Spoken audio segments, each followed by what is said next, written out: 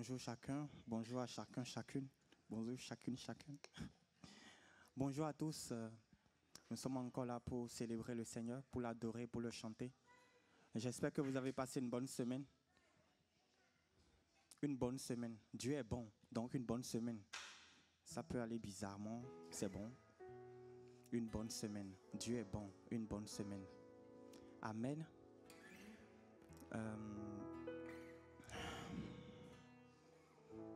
Je voudrais juste prier et nous allons commencer par remercier le Seigneur ensemble.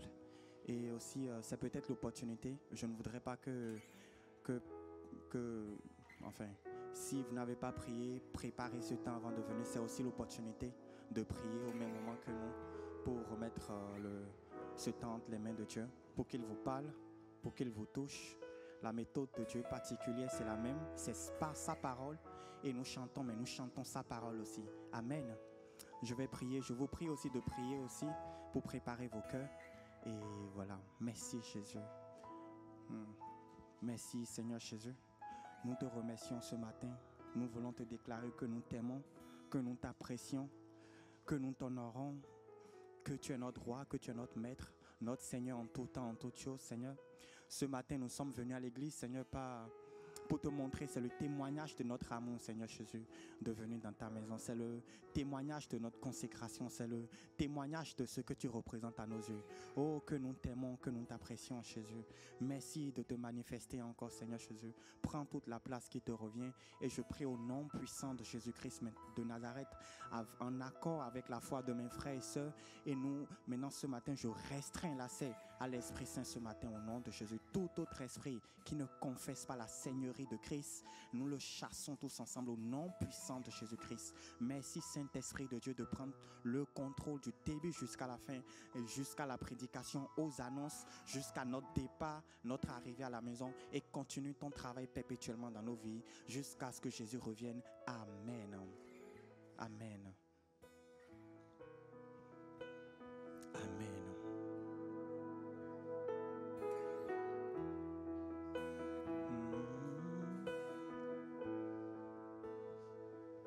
Merci Jésus.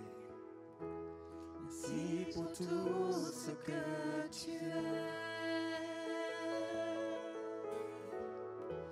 Merci pour tout ce que tu fais.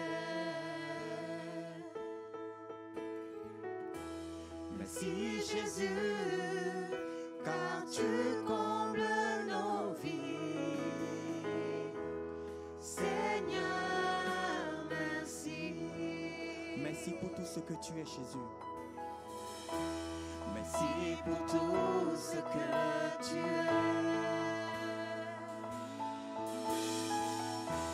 Merci pour tout ce que tu fais. Merci Jésus, car tu combles nos vies. Seigneur, merci pour ce que tu es.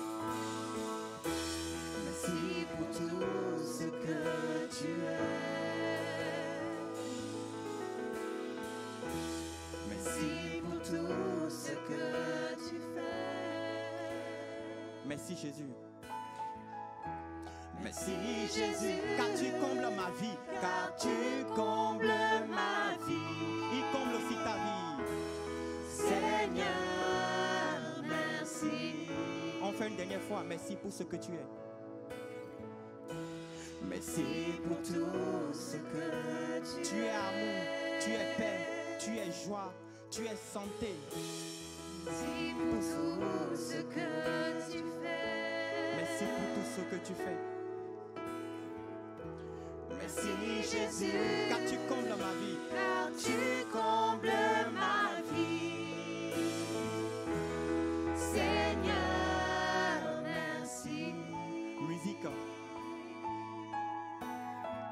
C'est le moment de le remercier, de l'adorer dans votre cœur, de lui dire merci. Et nous allons continuer dans le même état d'esprit, toujours le remercier en chantant Alléluia. Merci Jésus. Alléluia. Merci Jésus. Gloire à ton nom. Alléluia.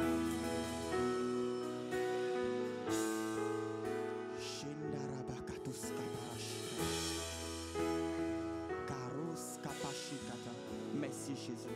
Alléluia. Sois glorifié.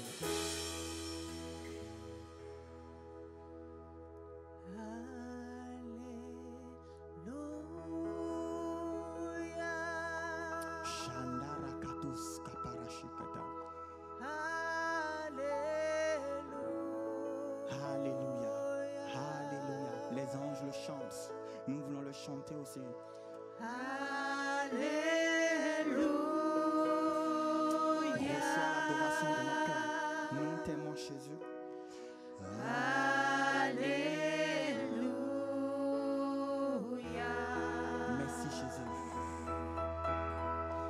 Merci Jésus.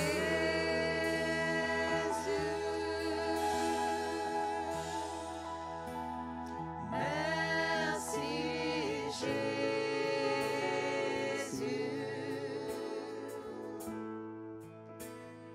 Merci Jésus. Ne calcule pas ce qu'il n'a pas encore fait. Remercie-le davantage. Merci Jésus. Nous t'adorons. Nous t'adorons. Nous t'adorons. Nous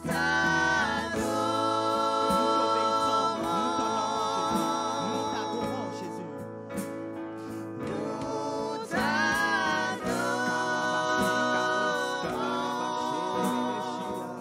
Nous t'adorons.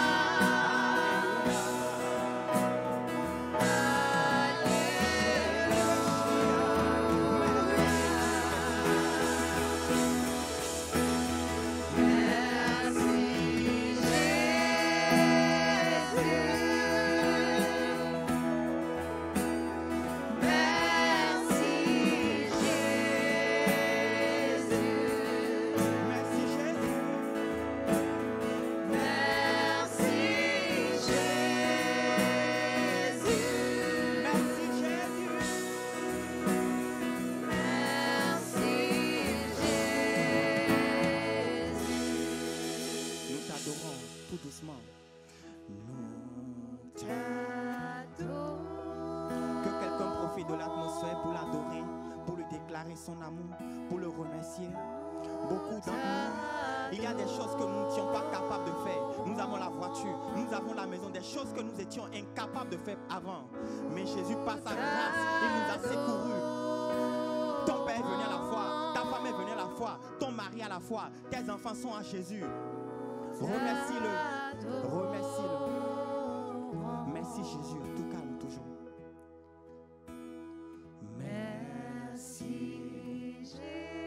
Nous te remercions.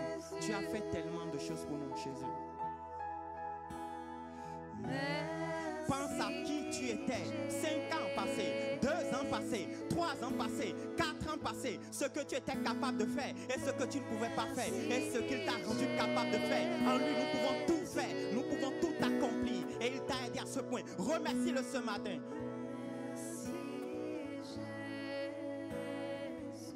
Merci Jésus.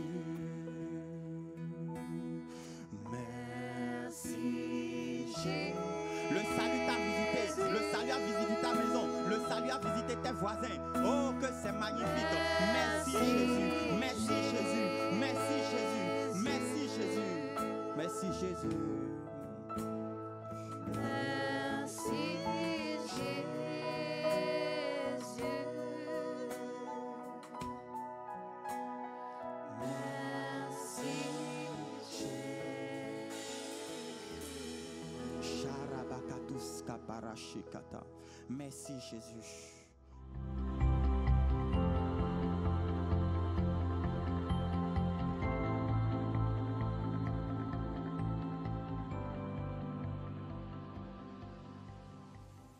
Bienvenue à tous.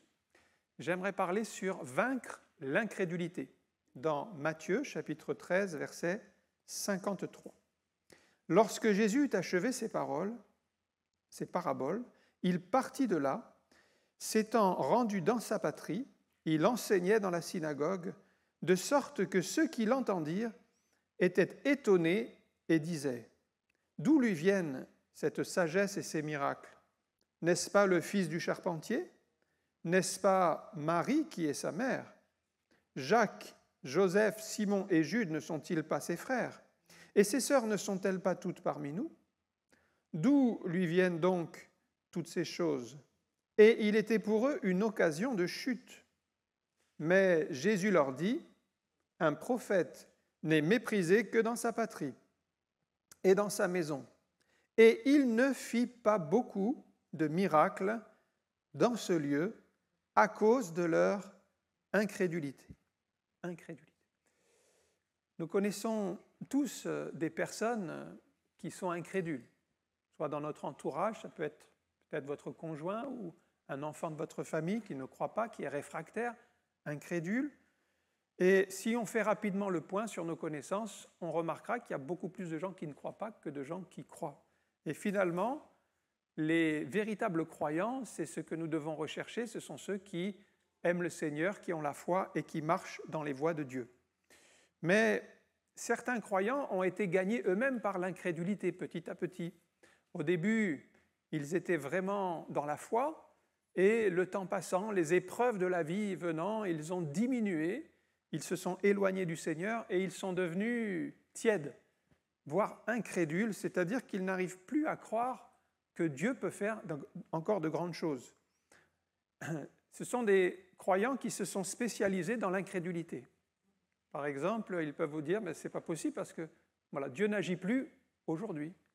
Dieu n'agit plus de la même manière. Peut-être autrefois il faisait des miracles, mais aujourd'hui il ne le fait plus. » Et ils vont vous donner toutes les raisons pour lesquelles ce n'est pas possible.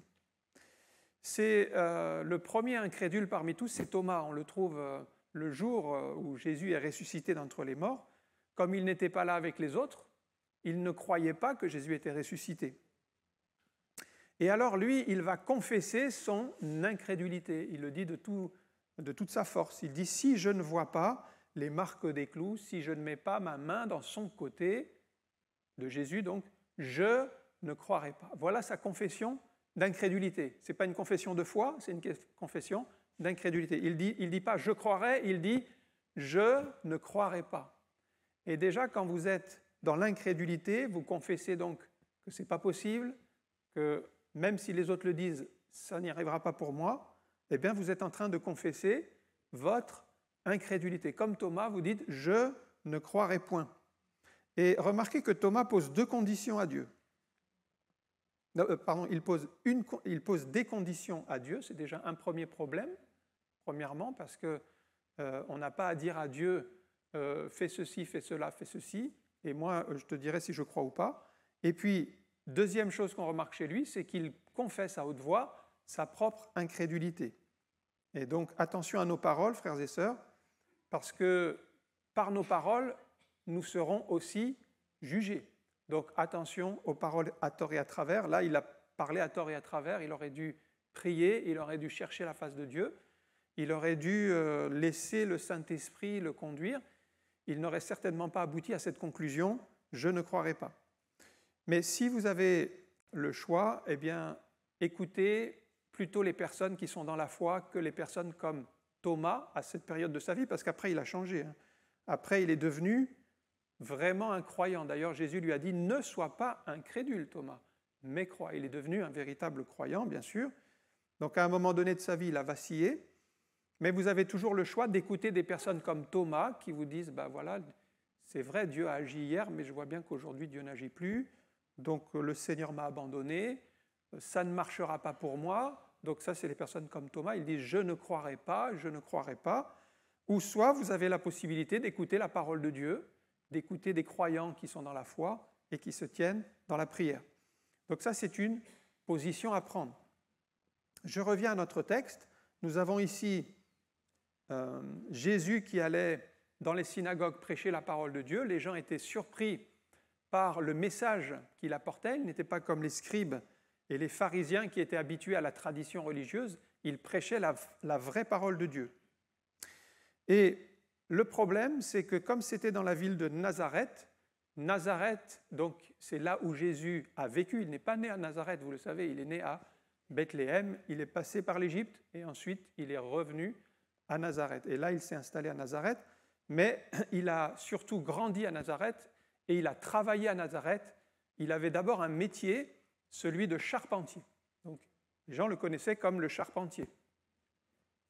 Et donc, quand il vient maintenant et qu'il prêche la parole de Dieu et qu'il accomplit des miracles, les gens ne comprennent pas comment un charpentier, qu'on a vu grandir, il était petit, adolescent, jeune, adulte, il travaillait, comment a-t-il pu avoir toute cette sagesse? Et finalement, le fait de l'avoir connu petit, de l'avoir vu grandir, ça crée en eux un doute, une suspicion, ils n'arrivaient pas à croire. Alors, ils avaient une connaissance superficielle néanmoins de Jésus. C'est vrai qu'ils le connaissaient de l'extérieur, ils connaissaient sa famille, ils connaissaient son activité, il était charpentier, ils connaissaient sous un certain angle, mais ils ne le connaissaient pas en réalité, dans la foi. Ce n'est pas la connaissance de Jésus qui sauve. Il y a beaucoup de gens qui connaissent Jésus de nom. Il y a même des livres entiers qui sont écrits sur Jésus de Nazareth. Tous les ans, toutes les bibliothèques, il y a des nouveaux livres sur Jésus. Mais ce n'est pas la connaissance de tout ce qu'on peut apprendre sur Jésus qui va sauver, c'est la foi en ce Jésus qui est vivant et qui est ressuscité. Vous voyez, c'est une autre expérience. Ce n'est pas simplement de connaître. Ici, il connaissait. Et c'était déjà bien d'avoir accès à la connaissance que Jésus existe, mais il n'avait pas la foi, il n'avait pas l'assurance que ce Jésus-là, c'est vraiment le Sauveur. Ainsi, on peut arriver à ce paradoxe, c'est que vous pouvez connaître des choses sur Jésus, il est né à Bethléem, il a fait des miracles, il a guéri des malades, il est mort sur une croix, il est ressuscité au ciel. Vous savez des choses sur Jésus, c'est tout à fait possible, sans avoir de relation personnelle avec lui, et là, on n'est pas dans la foi, donc on est dans la religiosité. Jésus, d'ailleurs, explique bien ce phénomène pour vous montrer que c'est important, la foi simple. Il dit, je te loue, Père, de ce que tu as révélé, tu as caché ces choses aux sages et aux intelligents. Qui sont les sages et les intelligents? Ce sont les gens les plus éduqués, ce sont les gens qui ont le plus étudié, qui connaissent le plus de choses. Donc, c'est par la connaissance qu'ils approchent les choses. Mais Jésus dit, tu as caché ces choses aux sages. On peut penser aux philosophes, on peut penser aux écrivains, on peut penser à ceux qui sont connus dans le monde de la littérature. Ils sont sages, ils sont intelligents aux yeux de ce monde. Mais tu as caché ces choses. Qu'est-ce qu'il aurait caché finalement? Les réalités spirituelles de la parole de Dieu. Mais Jésus dit, tu les as révélées aux enfants. Mais quelle est la caractéristique d'un enfant par rapport aux sages et aux intelligents qui ont la grande connaissance? L'enfant, sa caractéristique, c'est qu'il va croire ses parents, tout simplement. Il va croire ses parents. L'enfant, vous lui dites, voilà, on va aller au magasin, on va t'acheter un jouet, il vous suit, il croit ses parents, il les suit, il leur fait confiance. Et pourtant, ses parents pourraient se tromper, pourraient s'égarer, il les suivrait parce qu'il fait confiance. Et donc, qu'est-ce que veut nous enseigner Jésus? Il dit, ce n'est pas dans la connaissance des sages et des intelligents qu'il nous faut aller, mais c'est dans la foi simple, comme des enfants qui croient leurs parents. C'est là que vous allez rentrer en communion avec Dieu et vivre des expériences. Donc, on voit que dans ce texte, leur connaissance était superficielle, était intellectuelle, mais ils n'avaient pas cette foi simple comme les enfants pour croire en Jésus. Et effectivement, ils sont passés à côté de bénédictions parce que l'incrédulité produit est néfaste. Elle produit des mauvaises choses. Et l'incrédulité, c'est même une puissance négative. C'est une puissance négative qui anéantit les bénédictions. D'ailleurs, le texte dit « Il n'y a pas beaucoup de miracles dans ce lieu ». Pourquoi il n'y a pas eu beaucoup de miracles? Jésus est là. Jésus est tout-puissant, il fait ce qu'il veut quand il veut, mais à cause de leur incrédulité, il y a eu un frein, il y a eu comme un blocage. Ils se sont eux-mêmes bloqués, en fait. Ce n'est pas que le Seigneur ne voulait pas ou ne pouvait pas les guérir, mais c'est que eux, par leur incrédulité, ils se sont bloqués eux-mêmes les bénédictions en se fermant aux choses de Dieu. Alors c'est pourquoi c'est important de vous entourer de personnes qui ont la foi et de prier avec des personnes qui croient vraiment dans le miracle, pas des personnes incrédules. Je prends l'exemple de Jésus, qui a été interpellé par un centenier dont la fille était sur le point de mourir. Et entre-temps, il a été arrêté dans sa course par une femme qui avait la perte de sang, et il était trop tard au point de vue humain, puisque la fille est morte entre-temps. Mais quand Jésus arrive, il y a un petit détail qui est précisé, la foule bruyante pleurait puisque la fille était morte. Mais pas pour Jésus. Pas pour Jésus. Quand il arrive, Jésus qui est dans la foi, il dit « Mais pourquoi pleurez-vous » C'était un peu logique qu'il pleure, l'enfant est mort. Vous voyez.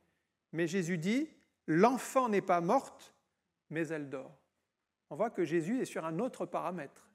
Il n'est pas sur le paramètre du plan physique qui est la réalité, parce qu'on aurait pu lui dire « Mais si, Jésus, elle est vraiment morte ». Mais sur le plan de la foi dans lequel il dit « Mais pourquoi pleurez-vous ? Elle n'est pas morte, mais elle dort ». Vous voyez, c'est contradictoire, parce qu'elle était morte, on pourrait dire sur un certain plan, oui, mais sur un autre plan, elle n'était pas morte, parce qu'il y a un autre plan, c'est le plan de la foi, et Jésus va se tenir là-dedans. Sauf que, quand Jésus dit « elle n'est pas morte, elle dort », les gens sont dans l'incrédulité. Et qu'est-ce qu'ils vont faire? Ils vont se moquer de lui. Et quand on est incrédule, on rejette la foi, on rejette cette position qui est surnaturelle. Et comme ils se moquent de lui, Jésus ne voulait pas refaire la même expérience qu'ici. Il a fait sortir tout le monde. Tout le monde. Ça veut dire qu'il a fait sortir l'incrédulité de la maison et il a laissé avec lui juste le père, la mère et 3 de ses disciples, Pierre, Jacques et Jean. Et c'est ainsi qu'ils ont prié pour la résurrection de l'enfant. Qu'est-ce que Jésus nous enseigne? Chasser l'incrédulité et nous entourer de personnes qui sont dans la foi et de prier pour le miracle. Et Jésus a vu donc le miracle se réaliser. La fille est ressuscitée d'entre les morts. Tout cela est bien expliqué dans la parole de Dieu, que l'incrédulité c'est néfaste et qu'il faut la mettre dehors. Un premier point que je voulais voir, c'est d'abord qu'est-ce que l'incrédulité? Qu'est-ce que l'incrédulité? Tout simplement, l'incrédulité, ça consiste à ne pas faire confiance à la parole de Dieu, à ne pas faire confiance à Dieu, à croire davantage ce que nos yeux nous montrent ou ce que l'on comprend que ce que Dieu dit. Ça, c'est déjà de l'incrédulité. Il y a un paradoxe d'ailleurs, c'est qu'on peut être croyant, même chrétien, et ne pas avoir la foi. C'est-à-dire, on est croyant dans le sens général, mais on est incrédule dans le sens particulier de est-ce que Dieu peut le faire? Est-ce que Dieu va le faire? On n'arrive pas à le croire. C'est pourquoi Jésus dit aux disciples « Ayez foi en Dieu ». Mais littéralement, vous trouverez ça dans Marc 11, 22. Si vous regardez le grec, c'est marqué « Ayez la foi de Dieu ». La foi que Dieu vous communique, cette foi surnaturelle qui fait déplacer les montagnes. Si on est croyant, mais juste croyant sans vraiment passer au mode de la foi, on va rester incrédule, on va rester dans le doute. Donc l'incrédulité, c'est aussi une décision.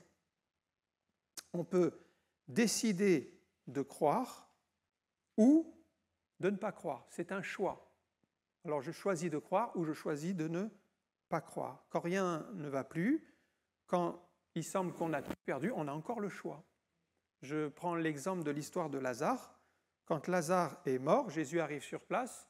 Marthe dit à Jésus « Mais Seigneur, si tu étais arrivé plus tôt, mon frère ne serait pas mort. » Et c'est là que Jésus lui dit « Mais ne t'ai-je pas dit que si, et retenez le petit mot si, qui est une condition. Jésus lui dit, si tu crois, tu verras la gloire de Dieu. Et le si nous montre que c'est si tu crois, mais si tu ne crois pas, il y aura d'autres conséquences. Mais si tu crois, en tout cas, voilà, le miracle est possible. Et donc, je m'attarde un petit peu sur le mot si, parce que si, ça nous parle d'un choix. Ça veut dire que Marthe, elle a le choix. Si tu crois, il y aura une conséquence, mais si tu ne crois pas, il y aura une autre conséquence. C'est étonnant parce que Jésus ne lui parle pas du tout de la difficulté de la réalité présente. On dirait que Jésus est sur un autre monde. Parce que Lazare est mort, Jésus ne parle pas de la mort, parce que pour Jésus, comme pour la petite fille, Lazare n'est pas mort, mais il dort, il sommeille. Lorsque, d'ailleurs, Jésus parlait de la mort de Lazare aux disciples, ils ne comprenaient pas que Lazare était mort, parce que Jésus disait « Lazare dort, je vais le réveiller ». Et pour les disciples, il dort, ça veut dire qu'il est dans le sommeil. Mais quand Jésus dit « il dort », en fait, il disait déjà qu'il était mort. Et il laisse à Marthe une parole d'espoir en disant « je suis la résurrection et la vie ». Donc, vous voyez, il y a toujours un espoir, même si tout est perdu. Là, c'était mort, ça veut dire que quand c'est mort, on pourrait dire, au point de vue humain, il n'y a plus d'espoir, de possibilité, c'est fini, on ne reviendra plus en arrière, la personne ne pourra plus parler, s'exprimer, c'est terminé. Mais Jésus, dans ce cadre-là, quand il n'y a plus d'espoir, il dit « je suis la résurrection et la vie ». Donc, on dépasse le cadre humain de l'espérance pour arriver dans le cadre divin du tout est possible à celui qui croit. On a le choix. On a le choix de croire la parole de Dieu ou de croire les paroles du malin. C'est un choix. On pourrait dire qu'à ce moment-là, Marthe, elle écoute Jésus, mais peut-être l'ennemi pourrait lui dire « mais Marthe, tu ne vas pas croire que c'est possible ». Donc, commencer à faire douter. D'ailleurs, ces paroles, c'est « Seigneur, il y a 4 jours, qu'il est là, tu comprends, c'est pas possible. On comprend bien que le processus de décomposition a fait son chemin, là, voilà, il n'y a pas de retour en arrière, vous voyez. Et l'ennemi pourrait l'encourager dans ce domaine de l'incrédulité. Le diable vous fera toujours douter et vous donnera même des arguments. Ici, c'est des arguments factuels. Voilà, il y a 4 jours, c'est fini, on ne peut rien faire.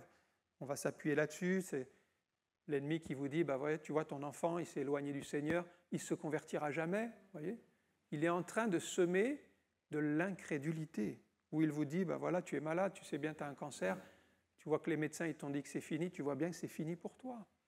Il vous communique cette incrédulité. Ou alors tu as essayé, tu as cherché du travail, mais toutes les portes sont fermées, il n'y a pas de porte pour toi, ce n'est pas la peine. Ou tu seras toujours seul, personne ne t'aime, ce n'est pas la peine, etc. Et donc toutes ces paroles-là, elles viennent s'accumuler. Et si notre cœur est déjà un peu fragile par le manque de foi, donc l'incrédulité fait son chemin, et nous-mêmes, nous commençons à prononcer des paroles d'incrédulité. On commence à parler selon l'incrédulité. Et le diable, lui, parle beaucoup.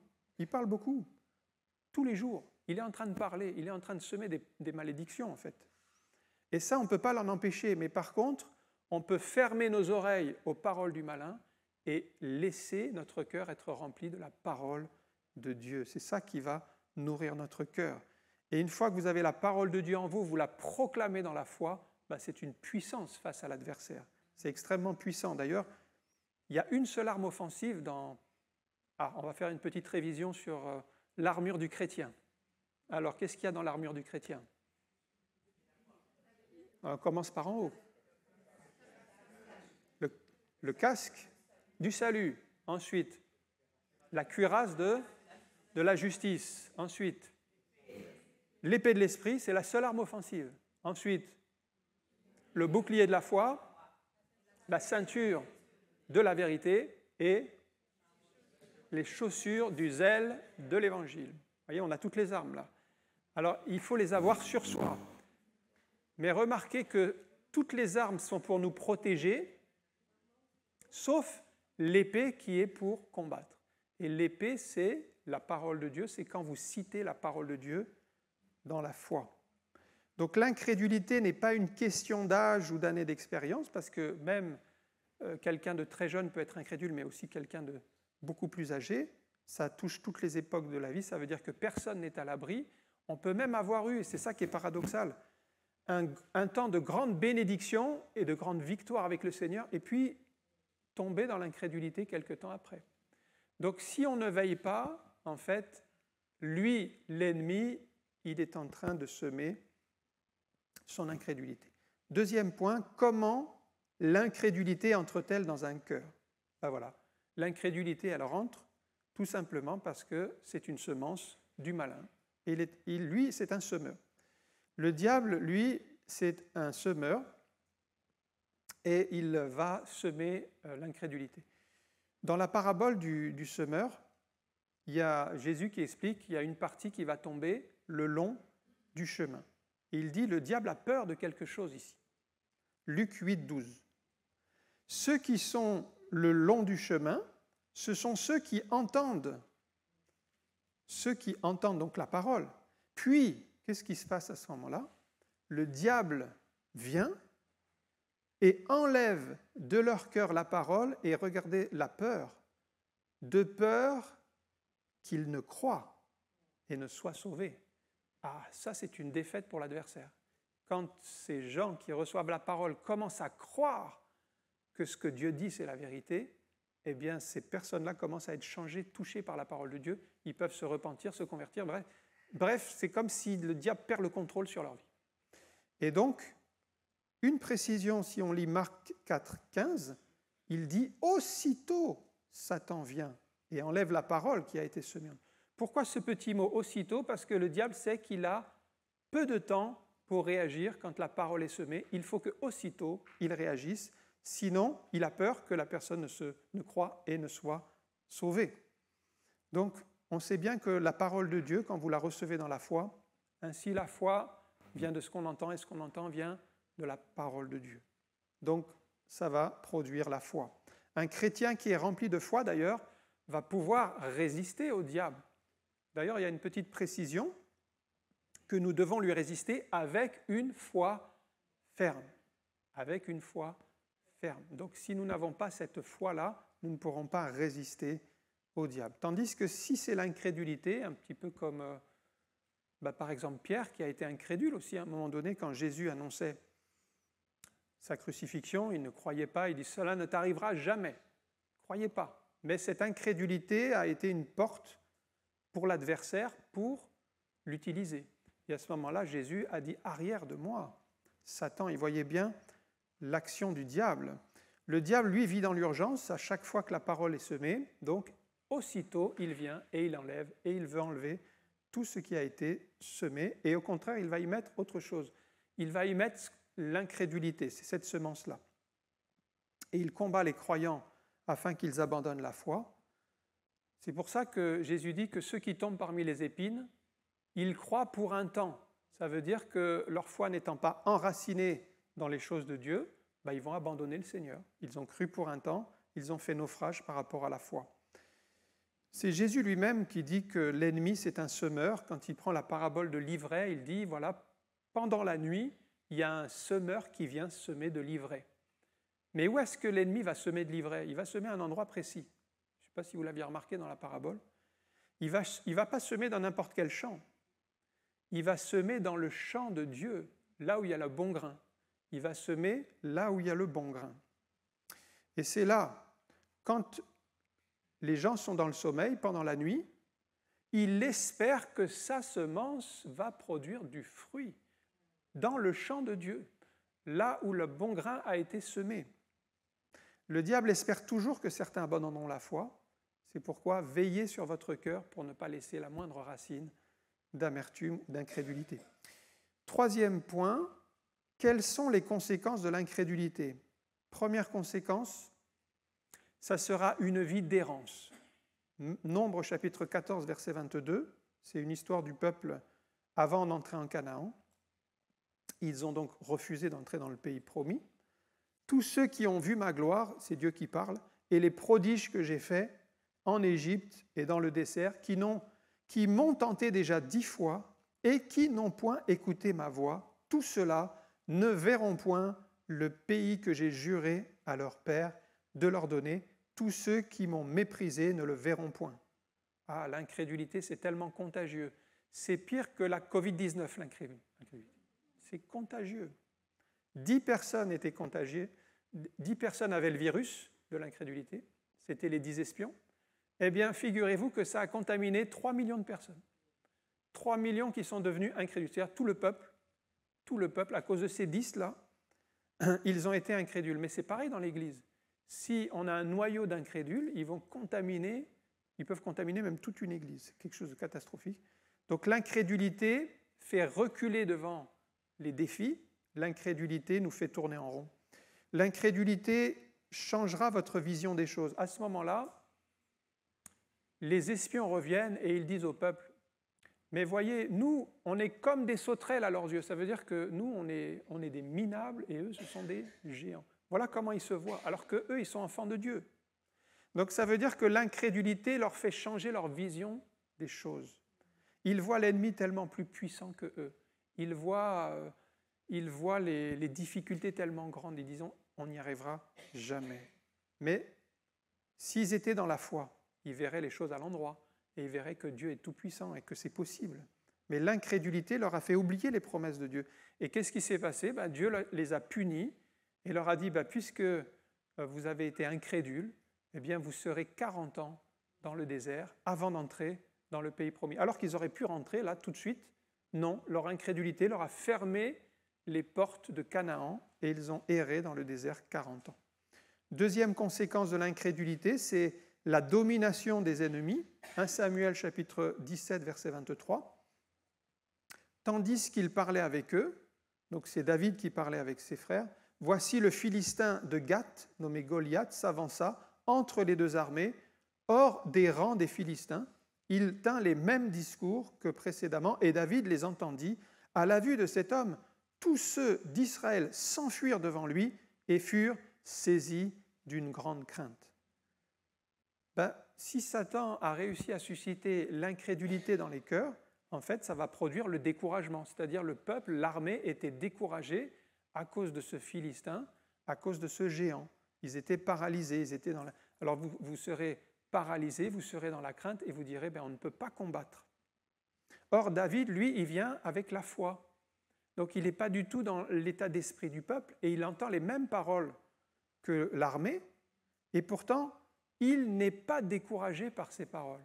Et quand il dit, mais qui ira se battre avec lui ? Moi, j'irai me battre avec lui. Son frère lui dit, toi, tu es orgueilleux.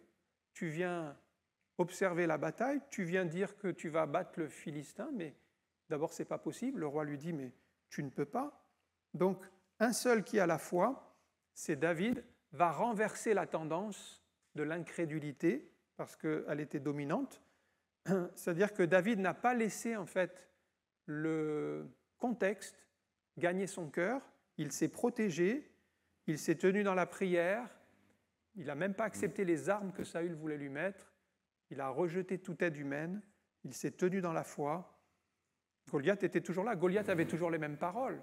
David aurait pu se laisser fléchir. Non, il a fait le choix de croire davantage les promesses de Dieu que les paroles de ce géant.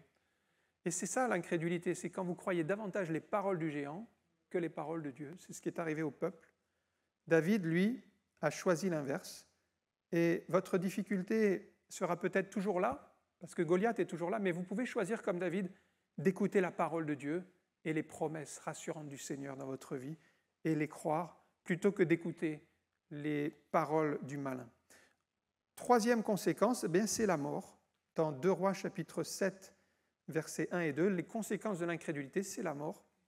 Élisée dit, « Écoutez la parole de l'Éternel. Ainsi parle l'Éternel. Demain à 7 heures, on aura 1 mesure de fleur de farine pour 1 cycle et 2 mesures d'orge pour 1 cycle, à la porte de Samarie. » L'officier sur la main duquel s'appuyait le roi répondit à l'homme de Dieu. « Et quand l'Éternel ferait des fenêtres au ciel, pareille chose arriverait-elle ? » Et Élisée dit, « Tu le verras de tes yeux, mais tu n'en mangeras point. » Voilà le serviteur du roi qui était incrédule, qui disait, mais ça c'est une belle promesse que Élisée donne, mais comment c'est possible, ça n'arrivera jamais. Il était incrédule. L'incrédulité produit toujours des paroles négatives. Mais en proférant ces paroles négatives, et attention, il y a une leçon spirituelle, eh bien, le serviteur du roi s'est infligé un jugement à lui-même. Il aurait pu bénéficier des promesses qui étaient là, mais étant incrédule, il s'en est exclu. Donc, il s'est lui-même lié par ses paroles, et effectivement, le lendemain, quand le peuple est sorti, lui qui était à la porte de Samarie, il a été écrasé contre la porte, il n'a pas pu bénéficier de cette abondance parce qu'il est mort écrasé, parce qu'il avait été incrédule. L'incrédulité, ça produit ce type de mort, c'est une mort spirituelle. Jésus le dit dans Marc 16, verset 16, « Celui qui croira et qui sera baptisé sera sauvé », donc la foi vient en premier, mais celui qui ne croira pas ou celui qui sera incrédule, eh bien, il sera condamné. Ça, c'est les deux chemins que Jésus montre. Il y a deux chemins possibles. Soit le chemin de la foi, l'obéissance à Dieu, ça produit la bénédiction. Soit le chemin de l'incrédulité, tu ne croiras pas, eh bien ça produit la mort spirituelle. Mais il y a un prix à payer pour rester sur le petit chemin, c'est-à-dire le chemin étroit et resserré qui mène au ciel. C'est celui-là qu'il nous faut. Et c'est le prix de la consécration et de l'obéissance. Quatrième conséquence, eh bien, l'incrédulité, ça va apporter la malédiction dans votre famille. Actes chapitre 16, verset 31. Paul et Silas répondirent, là il parle au geôlier, « Crois au Seigneur Jésus et tu seras sauvé, toi et ta famille. » Vous voyez ici, la foi va introduire la bénédiction dans cette famille. Ce geôlier va être sauvé, mais il lui dit, « Crois au Seigneur. » D'abord, il faut que tu crois. Si tu crois, tu seras sauvé. Il fallait qu'il croie. Que se serait-il passé si ce geôlier n'avait pas cru, s'il avait fait le choix de ne pas croire? Bien, la Bible dit qu'il était sur le point de se suicider. Il était sur le point de se suicider. Et le suicide, c'est quelque chose de terrible, même en France. Aujourd'hui, en France, on est étonné, mais la France, c'est un des taux de suicide les plus élevés dans les pays d'Europe. Pourtant, les pays riches, des pays civilisés qui ont tout certains conforts, eh bien, 28 personnes se donnent la mort chaque jour en France, rien qu'en France. C'est énorme, c'est plus que toutes les heures. Le désespoir, que le Seigneur nous aide à témoigner cet amour, le répandre autour de nous, parce que là, il y a eu un homme, c'est Paul, il y aurait eu un suicide de plus ici, mais Paul a semé une parole d'espoir. Et nous, notre rôle, c'est de semer ces paroles d'espoir pour que Dieu permette que cela ouvre les yeux, parce que cet homme, il a ouvert les yeux, il aurait pu se tuer, mais il a cru, il a reçu les apôtres, il a lavé leurs plaies, il a reçu l'évangile, et il a été sauvé, lui et toute sa famille. On voit que la bénédiction est entrée dans sa famille. Mais imaginez qu'il soit resté dans l'incrédulité, qu'est-ce qui se serait passé? Il se serait suicidé, sa famille, ils avaient pu le père, les enfants auraient été vendus comme esclaves, enfin, c'était une malédiction qui serait rentrée sur cette famille s'il était resté dans l'incrédulité. Cet homme a laissé l'évangile entrer dans sa vie, sa famille a été bénie. Je termine avec comment faire pour sortir de l'incrédulité finalement. D'abord, la première chose, c'est de reconnaître notre incrédulité devant Dieu, de demander pardon pour cela, reconnaître parce qu'il faut en avoir conscience et de dire, voilà Seigneur, je reconnais que j'ai du mal à croire.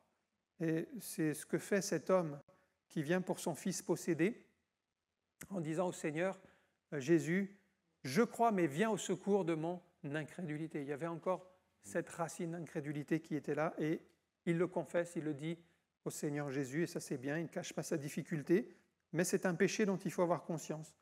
Ensuite, il va demander pardon. Donc, si vous demandez pardon, c'est indispensable pour être purifié, pour être libéré de tout mauvais sentiment, toute incrédulité, tout doute qui était déjà une semence de l'ennemi pour nous égarer. Et puis enfin, reprendre le chemin de la foi, puisque Jacques dit, c'est la prière de la foi qui sauvera le malade. C'est cette prière-là qu'il nous faut, ce n'est pas la prière de l'incrédulité, elle ne produit rien, mais c'est la prière de la foi, retrouver le chemin de la foi, de la confiance en Dieu, la prière de la foi qui ouvre les portes de la bénédiction. Si nous restons dans l'incrédulité, ben voyez, c'est la souffrance, c'est l'insatisfaction. On va conclure. Ici, on a vu que l'incrédulité atteint tout le monde un jour ou l'autre. Il nous faut être vigilants, il nous faut réagir. Nous sommes encore de chair, on n'est pas encore dans notre corps glorifié. Quand on sera dans l'éternité, il n'y aura plus ces soucis. Mais sur terre, eh bien, même un chrétien, il peut flancher dans l'incrédulité, commencer à douter. Là, il faut réagir. Parce que s'il ne réagit pas, ce doute va grandir. L'incrédulité va s'enraciner et il va finir par lâcher la main du Seigneur. Alors nous devons constamment veiller et prier. Nous devons combattre l'adversaire avec la foi, nous confier dans la parole de Dieu et puis remettre toute notre vie entre les mains du Seigneur. On va prier quelques instants. Le Seigneur pour qu'il nous aide, pour qu'il nous montre comment vaincre l'incrédulité, pour ne pas être de ceux qui ont rejeté, qui ont été sur le côté, qui n'ont pas cru et qui sont passés à côté de bien des bénédictions. Merci encore pour ta présence, Seigneur. Nous voulons nous tourner vers toi dans la foi maintenant pour, Seigneur, être remplis de ta présence face aux défis, face aux impossibilités qui sont là devant nous, face aux difficultés qui surviennent constamment, Seigneur. Nous voulons davantage croire ta parole, davantage croire, Seigneur, que tu as des promesses, des certitudes pour nos vies, que toutes ces paroles de doute, ces paroles d'incrédulité qui sont semées par le malin et dont nous ne voulons pas laisser l'accès à notre cœur. Oui, Seigneur, je te prie pour celui ou celle qui a laissé le chemin du doute ou laissé l'incrédulité envahir son âme, afin qu'il puisse faire demi-tour et venir dans le chemin de la foi, de la confiance parfaite et totale dans tes promesses, dans ta parole. Viens encourager les cœurs ce matin, peut-être affermis, Seigneur. Les promesses que tu as données, Seigneur, oui, nous voulons nous rappeler que tes promesses s'accompliront à leur temps, mais nous voulons rester fermes et fidèles. C'est toi qui ouvriras le chemin, c'est toi qui fais le miracle, mais nous voulons nous attendre à toi seul, Jésus. Nous chassons toute pensée de l'adversaire, toute pensée de doute sur les promesses. Peut-être que Dieu vous a fait une promesse et vous ne voyez toujours rien s'accomplir. Eh bien, nous voulons chasser cette pensée de doute, cette pensée d'incrédulité et repasser dans nos cœurs toutes les promesses de Dieu comme des promesses certaines, puisque c'est la parole de Dieu. Oui, c'est dans le nom de Jésus que nous te prions et nous te rendons toute la gloire. Amen. Que le Seigneur vous bénisse.